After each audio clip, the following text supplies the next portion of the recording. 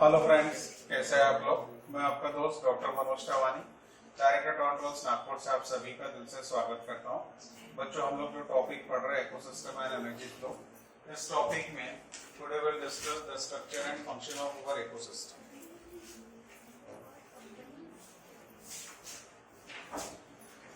So entire biosphere is regarded as the global ecosystem. Global मतलब पूरा अर्थ को लेकर हम बात कर रहे हैं। बायोस्फीयर मतलब लिविंग नॉन लिविंग दोनों चीजों को मिलाकर हम बातचीत करेंगे बेटा। In an ecosystem biotic and abiotic components interact and function as a unit. तो लिविंग ऑर्गेनिज्म बिना नॉन लिविंग के रह नहीं पाएंगे। जैसे लास्ट टाइम भी मैंने आपको बोला, हमारे को एयर की जरूरत है रेस्पिरेशन के लिए, तो हम उसके बिना रह नहीं सकते। पर एयर कौन है? नॉन लिविंग है। वाटर कौन है? तो नॉन लिविंग है। बिना पानी के भी हम रह नहीं पाएंगे। मतलब हम लिविंग ऑर्गेनिज्म को हर समय किसके साथ किसकी मदद लेना पड़ता है? नॉन लिविंग चीज। Vertical distribution of different species occupying different level is called as stratification. Example, in a forest, trees occupy top strata layer, shrubs the second, and the grasses the bottom layers. अब ये जो word है vertical, vertical distribution, vertical मतलब height wise, vertical मतलब height wise. अब इसको समझाने के लिए अब एक काम करते हैं, अपने को 3 बच्चे लगेंगे क्लास में इसको समझाने के लिए। तो किस किस को बुला लेते हैं? एक तो तनिष्का को बुला सकते हैं। नहीं तो बैठ जाए, वंश तो आज क्योंकि क्लास में आज गर्ल्स कम दिख रही, बॉय तो 3 बॉयज बुला लेता हूँ। वंश आ जाओ। और फिर अब कौन आता है भाई? यश तू भी आ जाए। इधर खड़े, इधर दिखना चाहिए। एग्जाम्पल क्या दिखेगा? जरा तुम्हारी हाइट मैच करो। यश की थोड़ी ज्यादा दिख रही है ना? ठीक है, यश की हाइट थोड़ी ज्यादा है। इससे ज्यादा हाइटेड प्राणी कौन दिख रहा है क्लास में? अरे जल्दी आना, टाइम वेस्ट मत कर। देख लिया था हाइट कम रही तो वापस भेज दूंगा, टेंशन ना। थोड़ा इधर हो जाओ।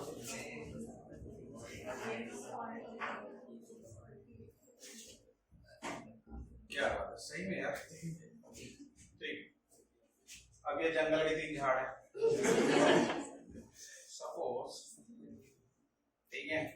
ये सबसे छोटा ग्रास श्रब्स टाइप के, ये मीडियम साइज वाला है, और एकदम ये टॉल 10 मीटर 15 मीटर 20 मीटर वाले टॉल टाइप के जो प्लांट रहते हैं ना, वैसे।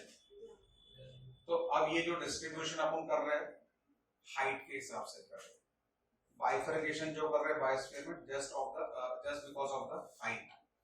तो जो सबसे छोटे प्लांट रहेंगे वो सबसे बॉटम में आपको जो दिख रहा है, जो 1 फीट 2 फीट साइज के रहेंगे, ग्रास लेवल के रहेंगे, they are comparable to once. Time not exactly, ठीक है।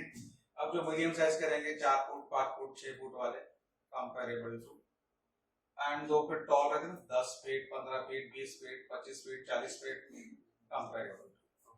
अब ये जो वर्टिकल डिस्ट्रीब्यूशन ऑफ प्लांट्स आप कर रहे हैं या वर्टिकल डिस्ट्रीब्यूशन ऑफ इकोसिस्टम के मेंबर्स को आप कर रहे हो, इसके लिए वर्ड क्या यूज कर रहा हूं? Stratification, height wise bifurcation.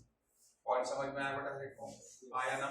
Thank you so much. So फिर से एक बार देखेंगे, vertical distribution of different species occupying different levels is called as stratification. In a forest, एक इकोसिस्टम के लिए उसने forest ecosystem, trees occupy top strata layer, shrubs, trees मतलब 15 20 25 फीट वाले हो गए, श्रब्स 10 सेकंड मतलब 5 7 फीट वाले, and herbs and grasses the bottom less, क्योंकि ये हार्डली 1 फीट 2 फीट या उससे भी छोटे वाले हो सकते हैं। तो ये वर्टिकल डिस्ट्रीब्यूशन की जो हम बात कर रहे हैं height wise, that is called as stratification. समझ में आया बड़े वर्ड का मतलब? आया ना? अब दूसरा और एक वर्ड है, यहाँ पे भी आप देख सकते हो फोटो में, ये टॉल वाला प्लांट, ठीक है, फिर ये मीडियम साइज वाले हो गए, और ये सबसे छोटे साइज वाले हो गए। फिर pond aquatic ecosystem. A pond is a shallow, simple, self-sustainable water body that exhibits all basic components of an ecosystem. Ecosystem में ऐसा होना चाहिए कि भैया वहां जो लिविंग ऑर्गेनिज्म रहते हैं ना, उनकी फूड की रिक्वायरमेंट, उनका जिंदा रहने के लिए रिक्वायरमेंट, उनका रहने की व्यवस्था वहां पे अगर हो रही है तो ही वो इकोसिस्टम स्टैब्लिश हो सकता है। एबायोटिक कंपोनेंट्स कौन है वहां पर? तो वाटर एंड सॉइल, पानी के अंदर। Climatic conditions, solar input, cycle of temperature, day length etcetera, क्योंकि पानी पे धूप जितनी देर गिरी उस हिसाब से पानी गर्म कितनी देर रहता है, ठंडा कितनी देर रहता है, वो सब चीजें मैनेज होंगी। और मोस्ट ऑफ द एनिमल्स जो पानी के अंदर रहते हैं, most of them are cold blooded animals. Cold blooded animals मतलब एक स्लाइट फ्लक्चुएशन इन सराउंडिंग को एडजस्ट करते हैं, बहुत ज्यादा वेरिएशन फ्लक्चुएशन इन सराउंडिंग को एडजस्ट नहीं कर पाएंगे। तो उसके वो सोलर इनपुट मतलब सनलाइट कितनी आ रही है, टेम्परेचर क्या चल रहा है, और दिन रात के साइकिल क्या स्टेटस चल रहा है। ऑटोट्रॉपिक कंपोनेंट्स में phytoplankton, some algae and the floating, submerged and marginal plants मतलब aquatic plants। कंज्यूमर्स में heterotrophs, zooplankton, free swimming and bottom dwelling forms etcetera मतलब इसमें फिश वगैरह सभी इंक्लूड हो जाएंगे। क्योंकि फिश का भी एक पैटर्न है, कोई superficial in the water move करती है, कोई मॉडरेट वाटर में मूव करती है मिडिल में, और कोई deep inside the water he move करना पसंद करती है। Decomposers, fungi, bacteria and flagellates ये लगभग सभी जगह मिलेंगे, पानी में भी मिलेंगे एज वेल एज धरती में भी आपको मिल जाएंगे। डिकम्पोजर्स का काम क्या रहेगा, जब भी कोई एनिमल प्लांट डेड हो जाए तो उसके बॉडी को क्या करना है, डिकम्पोज करना है। उसके अंदर जो प्लांट एनिमल के अंदर जो लॉक न्यूट्रिएंट्स होंगे उसको रिलीज करके वापस सराउंडिंग में क्या करना है, उसको ऐड करना है। ये इनका खास काम है। Pond perform all the functions of an ecosystem. Example, autotrophs convert inorganic into organic material using solar radiant energy मतलब सादे भाषा में फोटोसिंथेसिस की बात कर रहा है। हेटेरोट्रॉफ्स कंज्यूम ऑटोट्रॉफ्स मतलब हर्बीवोरस टाइप के एनिमल जो रहेंगे वो किस पे डिपेंडेंट रहेंगे, ऑटोट्रॉपिक मतलब प्लांट्स के पे डिपेंडेंट रहेंगे। Decomposition and mineralisation of the dead matter to release that back for reuse by the autotrophs. अब ये जो डिकम्पोजिशन मैकेनिज्म कौन करेगा बोल रहा, मैंने अभी थोड़ी देर पहले बताया, फंजाई, बैक्टीरिया और कौन थे कुछ फ्लैजिलेट्स ऑर्गेनिजम्स जो डिकम्पोजिशन करेंगे। तो क्या पर्पस उसको डिकम्पोज करने का, जो भी डेड प्लांट है, डेड एनिमल, उसके अंदर जो लॉक मिनरल्स है, लॉक न्यूट्रिएंट्स है, उसके बॉडी से निकालकर वापस कहां ऐड करना है, सराउंडिंग में, इकोसिस्टम में ऐड करना है। स्ट्रक्चर और फंक्शंस में 4 basic components of an ecosystem, productivity, decomposition, energy flow और न्यूट्रिएंट साइक्लिंग।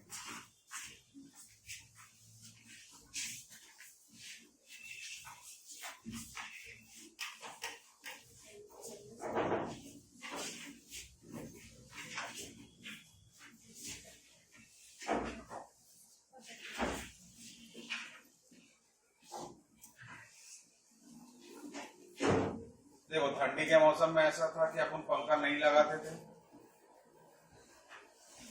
तो जिनको पंखे चाहिए थे अपन पीछे भेज देते थे, नहीं चाहिए तो वो आगे आ गए, सामने के पंखे बंद रहे। अभी गर्मी का मौसम धीरे धीरे स्टार्ट हो गया, ऑलमोस्ट स्टार्ट हो गया। जिनको पंखे चाहिए वो सामने रुकने का, जिनको पंखे नहीं चाहिए, ठंडी लगती है उनको बहुत सुबह सुबह, वो पीछे जाके बैठने का थोड़ा सा। सामने के अपन 4 पंखे मिनिमम स्टार्ट करके रखा करेगा। समझ में आ गया? जिनको सुबह सुबह बहुत ठंडी लगती है वो पीछे 1-2 बेंच और जाकर बैठ सकते हैं, बोले बर्दाश्त नहीं होती, बोले सुबह की ठंडी, ठीक है। हाँ, जरूरत हो तो आप स्वेटर जैकेट पहन के भी आ सकते हैं, अगर आपको ज्यादा ही ठंडी लगती होगी तो। चांसेस कम है, फिर भी देखिए हर एक के सेहत का पैटर्न अलग है। तो इसमें जो है ना, प्रोडक्टिविटी और डिकम्पोजिशन ये 2 मेन अभी हम पढ़ने वाले हैं, क्योंकि एनर्जी फ्लो वाला कॉन्सेप्ट, एनर्जी पिरामिड्स वाले कॉन्सेप्ट हम ऑलरेडी पढ़ चुके हैं। न्यूट्रिएंट साइकिल जैसे कार्बन साइकिल, फास्फोरस साइकिल, ये भी ऑलरेडी हम लोग पढ़ चुके हैं। तो मेनली अभी हमारा जो पार्ट 1 पार्ट 2 2 स्लाइड से, पार्ट 2 हमारी गलती से पहले पढ़ने में आ गई थी, तो उसमें ये एनर्जी फ्लो वाला और न्यूट्रिएंट साइकिल कॉन्सेप्ट कंप्लीट हो चुका है। यहाँ पे खास तौर पे हम प्रोडक्टिविटी डिस्कस करने वाले और थोड़ा बहुत डिकम्पोजिशन के बारे में। अच्छा, यहाँ हर एक फोटोग्राफ का मीनिंग आपको समझेंगे। पहला प्रोडक्टिविटी, ग्रीन प्लांट दिखा है, क्या समझे? क्या प्रोड्यूस करना है बेटा? सिनेमा, पिक्चर, सीरियल कुछ प्रोड्यूस करना है, फूड प्रोड्यूस करना है, यस, एनर्जी मटेरियल जनरेट करना है। तो दूसरा वर्ड लिखा है बच्चों डिकम्पोजिशन, ये उसका फोटोग्राफ क्या दिखा रहा है, टूटी हुई पत्ती दिख रही है ना। हाँ, अब एक टूटी हुई पत्ती है, टहनी नीचे गिरी हुई है, और माइक्रोजन्स उस पर काम करके उसके अंदर के लॉक मिनरल्स निकाल के मिट्टी में क्या करेंगे, ऐड करेंगे। तीसरा इसमें दिख रहा है एनर्जी फ्लो। अब ये जो ग्रीन ग्रास है उसने जो फोटोसिंथेसिस करके एनर्जी जनरेट की होंगी वो ऑटोट्रॉपिक हो गए ग्रीन ग्रास, और वो हर्बीवोरस एनिमल जो है प्राइमरी कंज्यूमर, वो क्या खा रहा, खाना समझ के खा रहा है। तो ग्रीन ग्रास का फूड एनर्जी किसमें ट्रांसफर हो रहा होगा बेटा, हर्बीवोरस एनिमल में। फिर इसको अगर लायन ने मार के खाया तो एनर्जी उसमें ट्रांसफर होगा, तो आपने ऑलरेडी पढ़ा था ट्रॉपिक लेवल 1 2 3 लाइक दैट। और न्यूट्रिएंट साइकिल, इसमें हो सकता है वाटर साइकिल हो, इसमें हो सकता है कार्बन साइकिल हो, इसमें हो सकता है फास्फोरस साइकिल हो, तो अलग अलग टाइप के न्यूट्रिएंट्स को हम साइकिल के फॉर्म में डिस्कस करते हैं। चलिए, तो सबसे पहले अभी हम बात करने वाले heading called as productivity. Productivity में सबसे इंपॉर्टेंट चीज जो एंटायर लिविंग वर्ल्ड को जिंदा रख रहा है वो है सनलाइट की सोलर एनर्जी। क्योंकि ग्रीन प्लांट जो है, फिजिक्स का स्टेटमेंट मैं हर बार बोलता हूँ, फिर एक बार रिपीट कर देता हूँ।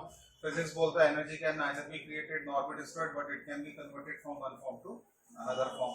तो इसका साफ साफ एक स्मेल आ रही है कुछ ऐसे, बेटा विंडो क्लोज कर दो। मेरा बोलने का वेट भी मत किया कर, फटाक से बंद कर दिया। होली के कलर डिकम्पोज हो रहा है, ऑर्गेनिक कलर्स इस बार बहुत सूटेबल है, तो ऑर्गेनिक थिंग्स आसानी से डिकम्पोज होती है, केमिकल से डिकम्पोज नहीं होती जल्दी। Let's continue. तो एंटायर लिविंग वर्ल्ड के लिए जो एनर्जी का रिसोर्स है वो ग्रीन प्लांट से जनरेट होने वाला फूड है। अब फिजिक्स का स्टेटमेंट जो हम लोग कई बार बोल चुके हैं, energy can neither be created nor be destroyed but it can be converted from one form to another form. इसका मतलब बड़ा सिंपल है कि ग्रीन प्लांट के अंदर भी हम एनर्जी फूड की जनरेट नहीं कर रहे हैं, तो किसी वन फॉर्म ऑफ एनर्जी का अनदर फॉर्म में क्या होने वाला है, कन्वर्जन।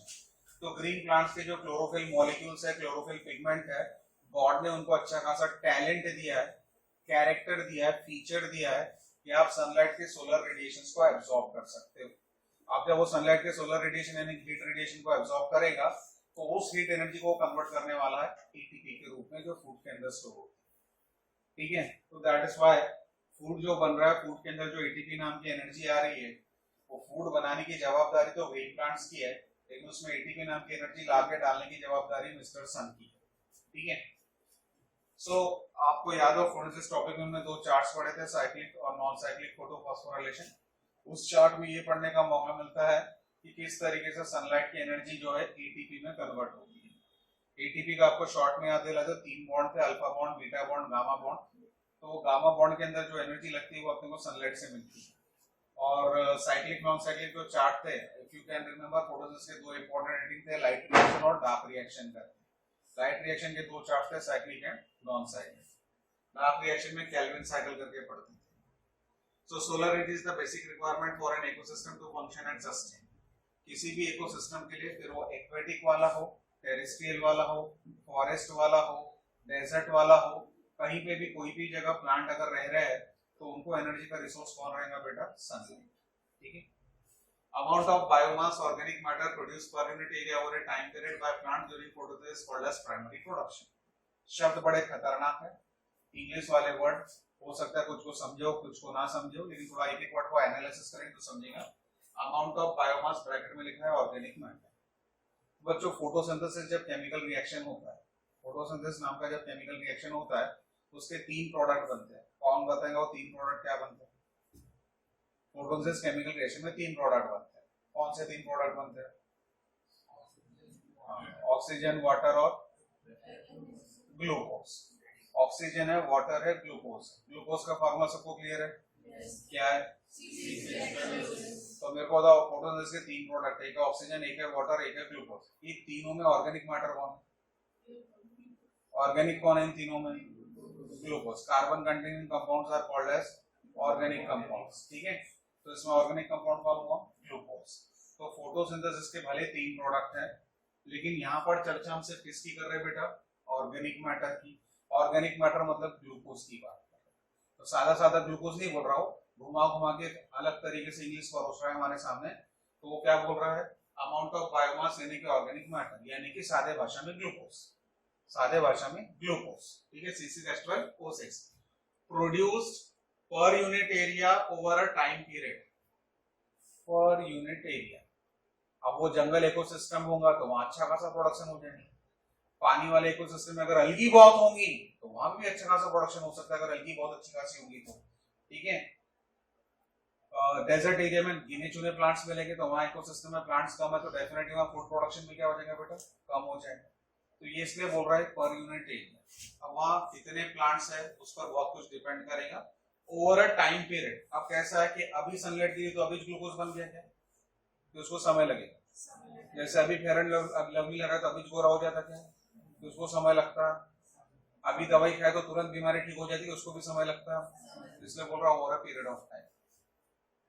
अब जैसे फोटोसिंथेसिस के दो पार्ट्स है, लाइट रिएक्शन एंड, तो लाइट रिएक्शन कंप्लीट होने के बाद ही डार्क रिएक्शन स्टार्ट होंगे।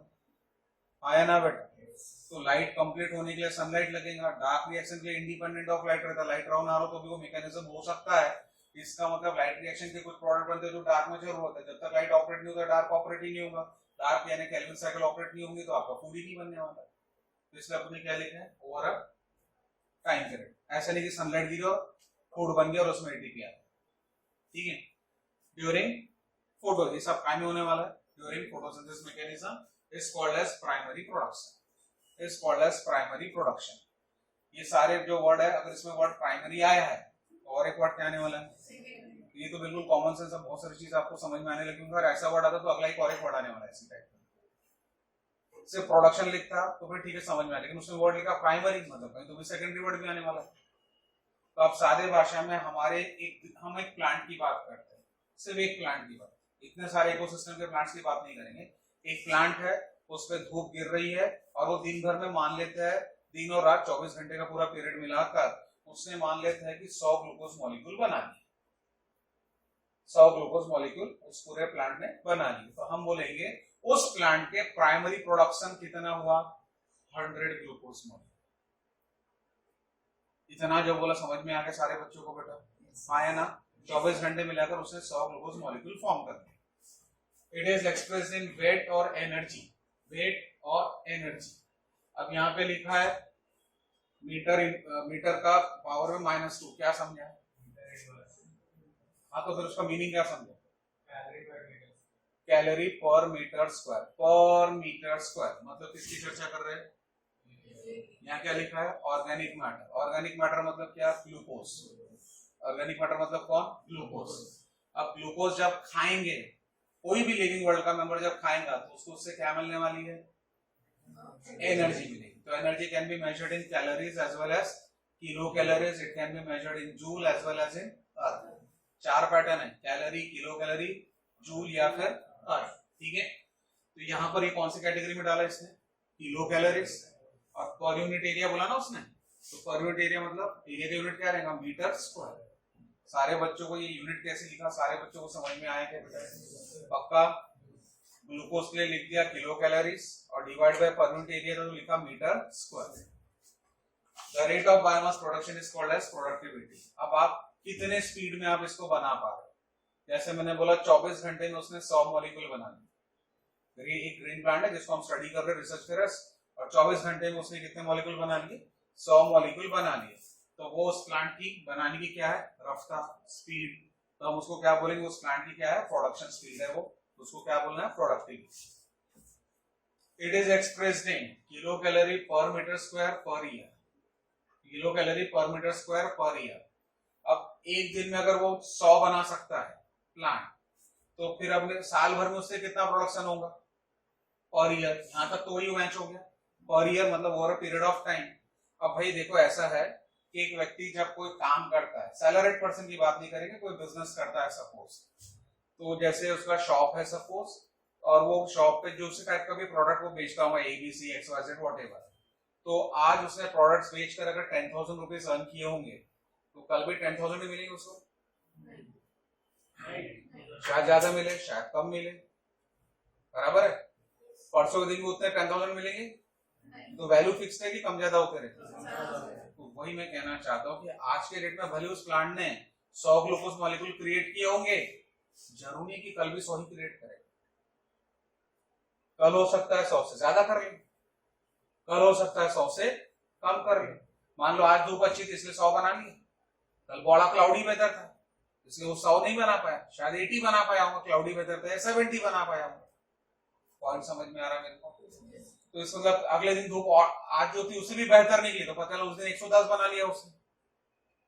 तो जैसे दुकान पे कोई व्यक्ति बिजनेस कर रहा है तो उसकी आमदनी आज कितनी होगी, रोज की वेरी करती कि फिक्स रहती, वेरी करती बच्चों।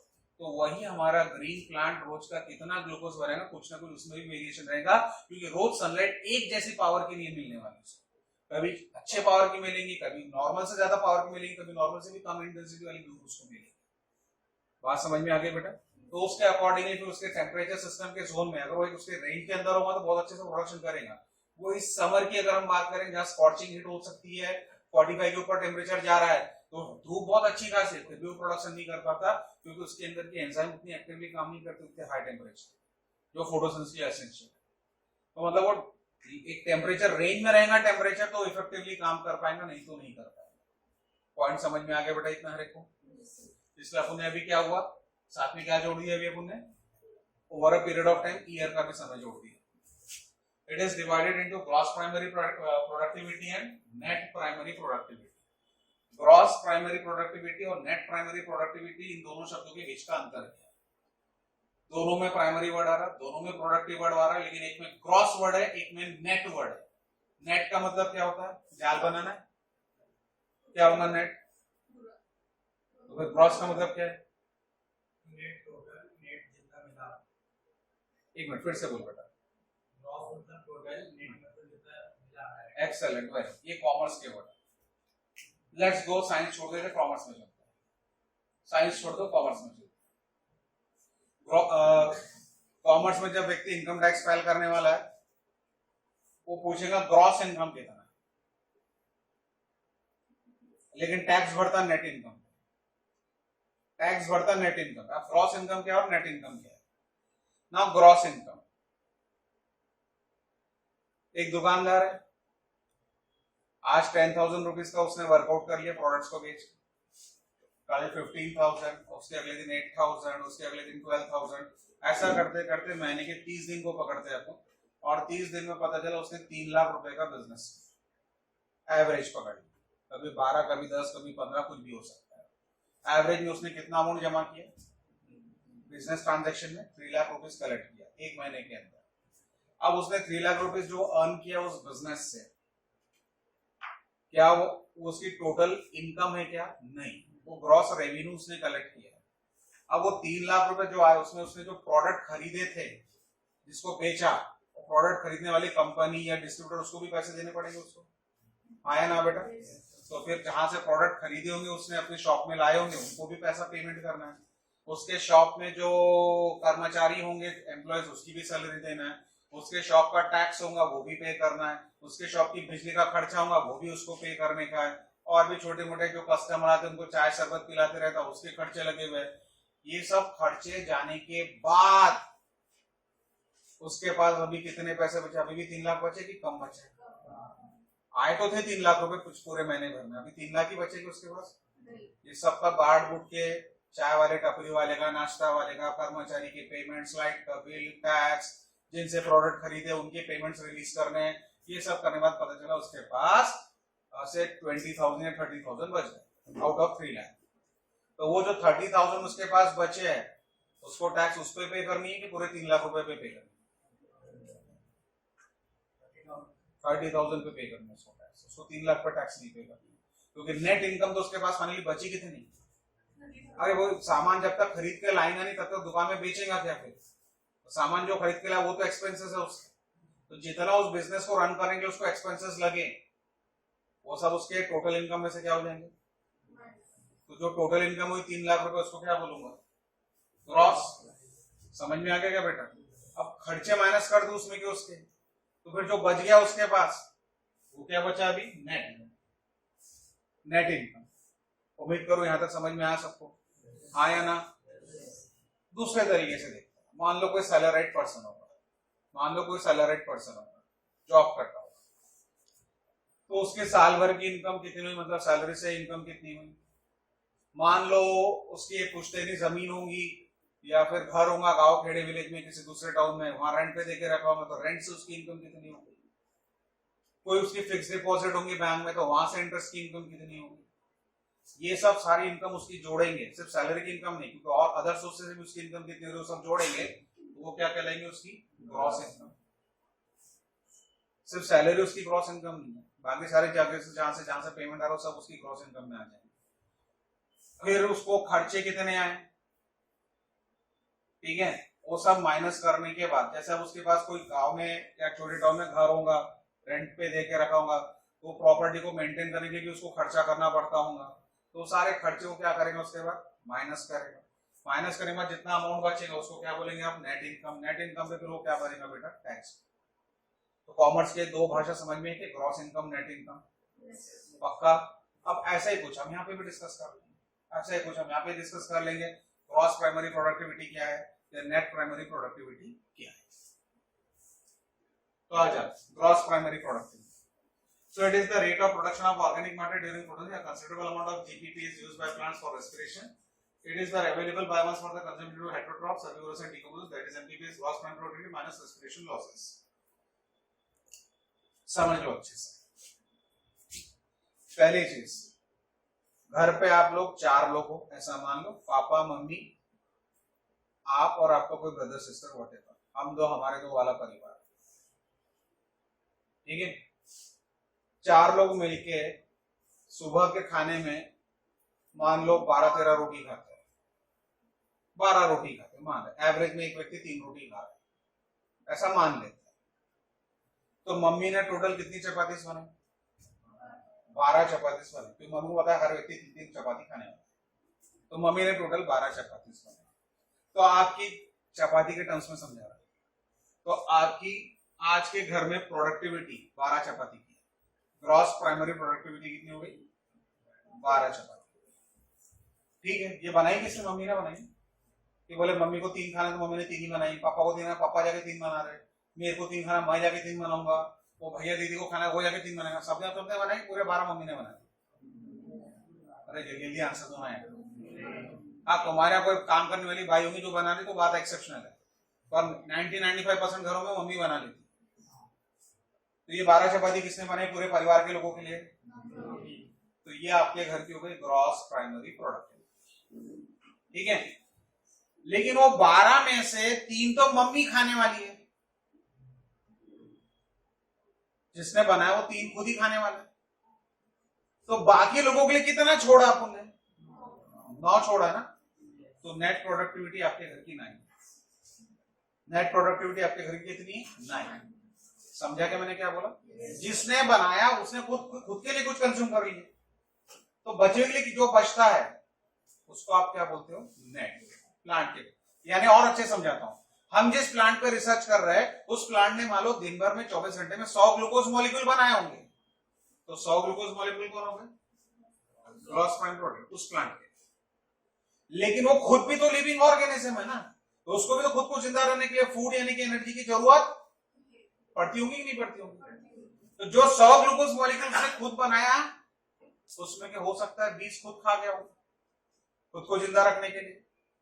आया ना बेटा? तो 20 अगर उसने खुद खा लिया, तो फिर बाकी लोगों के लिए कितना बचा वहां पे यूज करने के लिए? 80. तो 80 को क्या बोलोगे? उम्मीद करो सबको मेरी बातें समझ में आ गई अच्छे से, कोई दिक्कत? तो यहाँ पे क्या लिखा है देखो, gross primary productivity minus respiration losses. Respiration क्या है? जब फूड और ऑक्सीजन कंबाइन होता है तो उसमें से एटीपी निकलती है. किसमें से? ऑक्सीजन में से कि फूड में से? एटीपी किसमें से निकलती? फूड में से कि ऑक्सीजन में से? तो whenever food interacts with oxygen, respiration का इक्वेशन लिख देता हूं.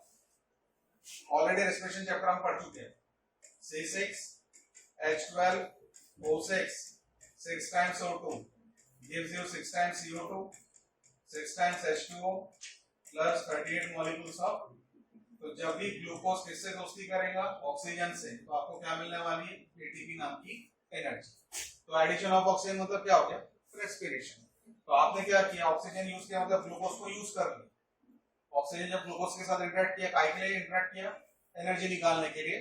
तो आपने ग्लूकोज को यूज कर लिया. तो आपके प्लांट ने मान लो 100 बनाए होंगे मॉलिक्यूल, पर उसने खुद को जिंदा रखने के लिए उसको भी तो एटीपी चाहिए खुद को जिंदा रखने के लिए. तो उसमें के 20 ग्लूकोज मॉलिक्यूल इस तरीके से उसने कंज्यूम कर लिया. ग्लूकोज मॉलिक्यूल कंज्यूम किया, क्या यूज किया? ऑक्सीजन. ऑक्सीजन मतलब क्या है बेटा?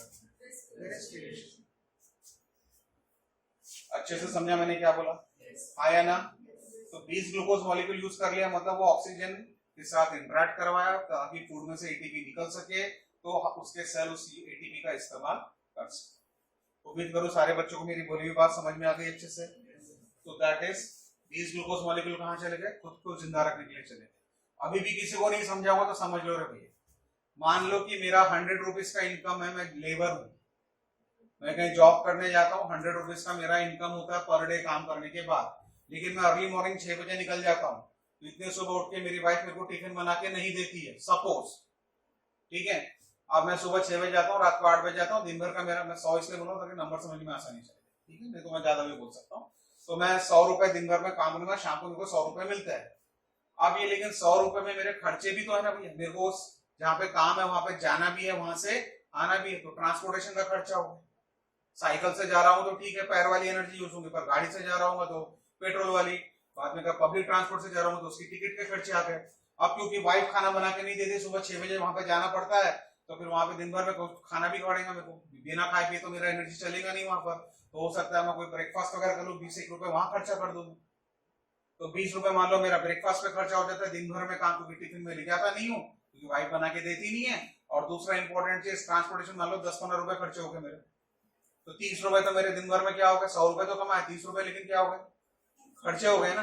तो शाम को जब जाके बीवी को पैसे देने पड़े तो कितने दूंगा, 100 रुपए दूंगा क्या? वो बीवी को बोलने को अच्छा लग रहा है 100 रुपए कमा रहा करके, पर हाथ में कितने दूंगा उसके? वो बोलेगी 30 रुपए का क्या, तो बताना पड़ेगा 30 रुपए से एक्सपेंस हो गया। तो मेरी ग्रॉस इनकम कितनी हुई, 100 रुपए, और मेरी नेट इनकम कितनी है? अच्छे समझ गया अभी, आया ना बेटा?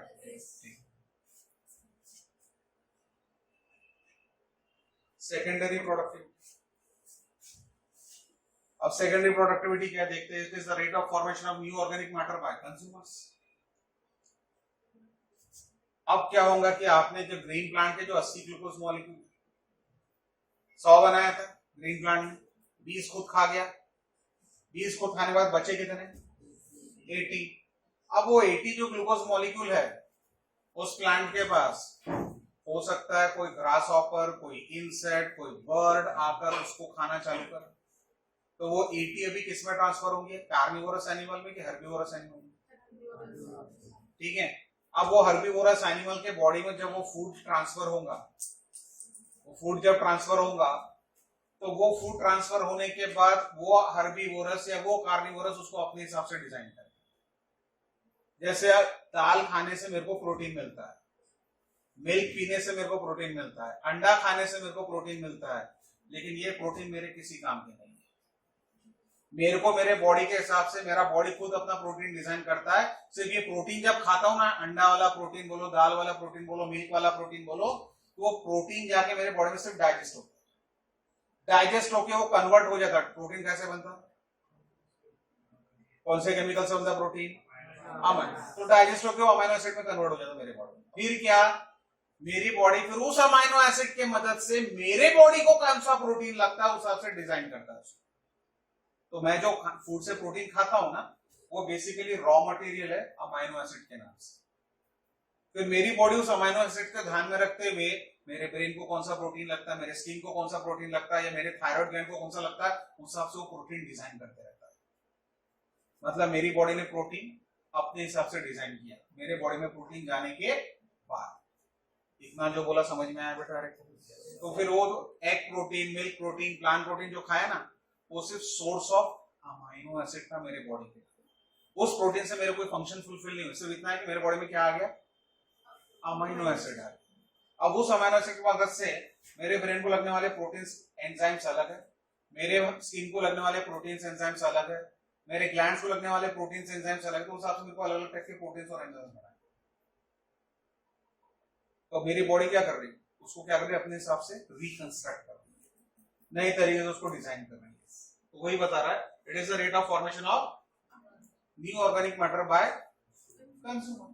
तो कंज्यूमर क्या है, प्लांट से प्रोडक्ट खा रहा है, प्लांट से प्रोडक्ट खाने के बाद उसने अपने हिसाब से उसको क्या किया, रीडिजाइन किया अपने बॉडी के अंदर।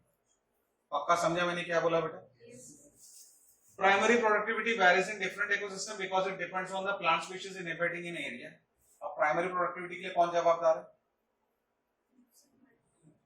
Green plants. कितना फूड बनाएंगे, वहां कितने ग्रीन प्लांट्स उस इकोसिस्टम में, जितने ज्यादा ग्रीन प्लांट्स रहेंगे उतनी अच्छी वहां प्रोडक्शन हो सकती है। एनवायरमेंटल फैक्टर्स बड़ा इंपॉर्टेंट है, धूप कितना है, पानी कितना है, बहुत मायने रखेंगे। अवेलेबिलिटी ऑफ न्यूट्रिएंट्स, मिट्टी में फर्टिलिटी है या नहीं है। फोटोसिंथेटिक कैपेसिटी ऑफ प्लांट्स, अब डिपेंड करता है कि भैया क्लोरोफिल पिगमेंट्स और उसकी नेसेसरी एंजाइम्स जो मिनरल्स वगैरह चाहिए वो सब प्लांट्स में अवेलेबल है या नहीं। दैट विल ऑल डिसाइड कि आपका प्रोडक्टिविटी अच्छे से हो पाएगा या नहीं हो पाएगा। Annual net primary productivity of whole biosphere is about 170 billion tons dry weight of organic matter। तो एक अनुमान है कि हम इतना ज्यादा ऑर्गेनिक मैटर मतलब ग्लूकोज बना रहे हैं, 170 बिलियन टन्स। एक टन यानी 1000 किलो, 1 टन यानी 1000 किलो, अभी बिलियन यानी कितना है भाई? 100 करोड़ यानी 1 बिलियन। 100 करोड़ यानी 1 बिलियन, ठीक है। 100 lakhs make 1 crore. 100 lakhs makes 1 crore and 100 crores makes 1 billion. ठीक है, समझा मैंने फिगर्स क्या बोला? 100 lakhs 1 crore and 100 crores make 1 billion. Of this, despite occupying 70% of the surface, the productivity of the ocean is only 55 billion tons. तो पानी के अंदर थोड़ा कम है बोल रहा है, धरती पे ज्यादा हो रहा है। पानी के अंदर कम क्यों है? तो आंसर, भले धरती पे पानी का अवेलेबिलिटी बहुत ज्यादा है, पर जो सनलाइट पानी के अंदर तक एनक्रोच हो सकता है वो एक लिमिटेड लेवल तक ही एनक्रोच कर सकता है। Decomposition is the next study, जिसको हम नेक्स्ट क्लास से पढ़ेंगे। Thank you.